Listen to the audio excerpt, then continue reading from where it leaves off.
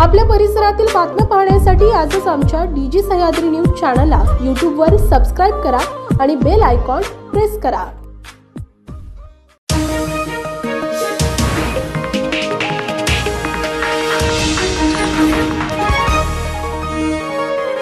डीजी Sahyadri news, आवाज लोकशाहीचा।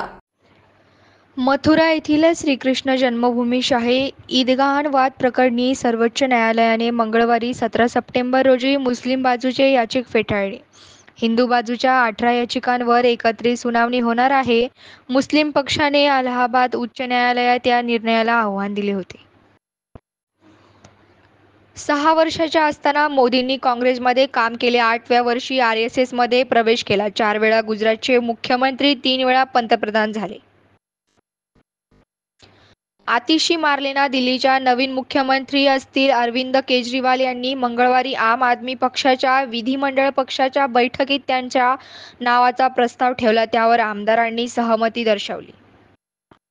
महाराष्ट्रात रविवारी एका 9 वर्षाच्या मुलीवर बलात्कार झाल्याची घटना समोर आली आहे। आरोपीने 5 वर्षाच्या लहान बहिणीला गप्प राहण्यासाठी 20 रुपये दिले, तर पोलिसांनी गुन्हा दाखल केला असला तरी आरोपींनी अद्याप पोलिसांच्या ताब्यात आहे।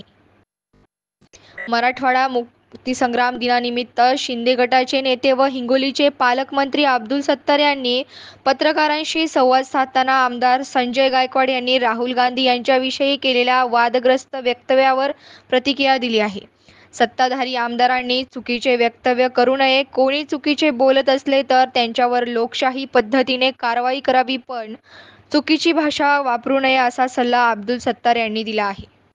हिंगोली जिल्ह्यात खरीप हंगामातील शेतकऱ्यांचे ई-पीक नोंदविण्यासाठी बुधवारपासून विशेष मोहीम राबवून सर्वोच्च शेतकऱ्यांची ई-पीक नोंदणी पूर्ण होण्यासाठी गावातील युवकांची मदत घेण्याच्या सूचना जिल्हाधिकारी अभिनव गोयल यांनी कृषी विभाग व तालुकास्तरीय महसूल यंत्रणेला दिल्या आहेत। त्यानुसार गाव पातळीवर युवकांची मदत घेतली जाणार आहे।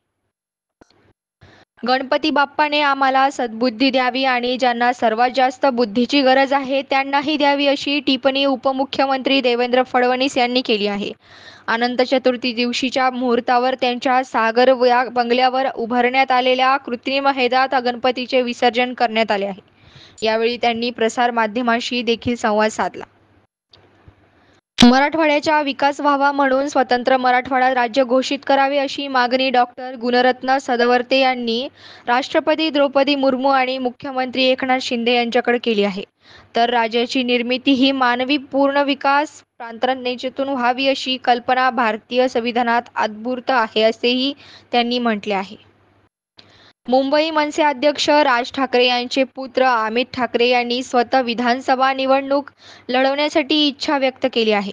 माहीम आमदार सदानंद सरवणकर, भांडूप पश्चिम आमदार रमेश कोरगावकर आणि मागाठाणे आमदार प्रकाश सुर्वे या 3 पैकी कोणत्याही एका जागेवरून त्यांना निवडणूक लढवायची आहे। संपादक सानिका गायकवाड, डीजी सह्याद्री।